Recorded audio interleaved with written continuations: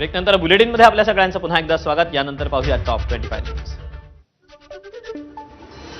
राज्यातील शाळांमध्ये त्रिभाषा धोरण निश्चित करण्यासंदर्भातील समितीला मुदतवाढ 4 जानेवारी 2026 पर्यंत अहवाल सादर करण्यासाठी मुदत।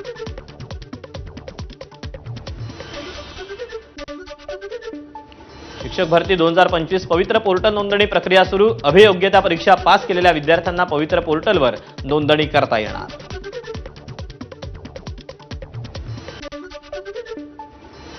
निवडणुकांच्या पार्श्वभूमीवर राष्ट्रसंत तुकडोजी महाराज नागपूर विद्यापीठाच्या 14 ते 16 जानेवारी दरम्यान होणाऱ्या परीक्षांच्या वेळापत्रकात बदल करण्याची तयारी।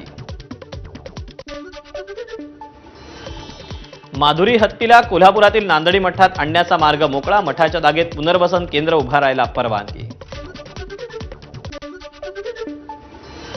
पंढरपूर तालुक्यात कासेगावातील येल्लम्मा देवीच्या यात्रेला सुरुवात। देशभरातून हजारो तृतीयपंथी आणि जोगतिणी यात्रेसाठी दाखल।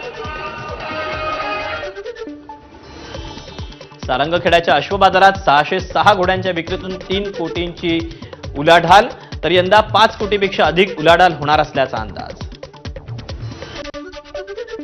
पुण्याच्या राजगुरुनगर शहराला पाणी पुरवठा करणाऱ्या पाईपलाईनला गळती, रस्त्यालगत पाण्याचे फवारे।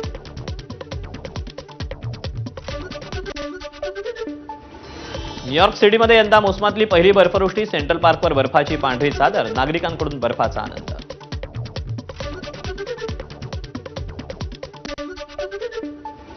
जपानच्या होक्काइडो बेटावर बर्फवृष्टीमुळे जनजीवन विस्कळीत। 29 विमानांची उड्डाणं तर 77 रेल्वेगाड्या स्थगित। किनारी भागात वादळ, पूर आणि हिमस्खलनाचा इशारा।